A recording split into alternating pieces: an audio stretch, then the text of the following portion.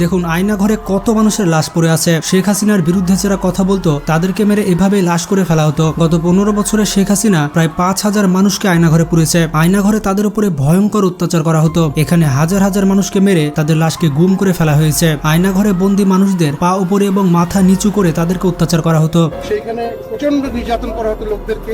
কয়েকজন গুটি কয়েক আমাদের পলিটিক্যাল অফিসার যারা সেনাবাহিনীর বাণিজ্য ডুবিয়ে দিয়েছে ডিজিএফআই থেকে তারা স্বার্থন্বেষী কত যে লোক মেরেছে তারা খোদায় জানে।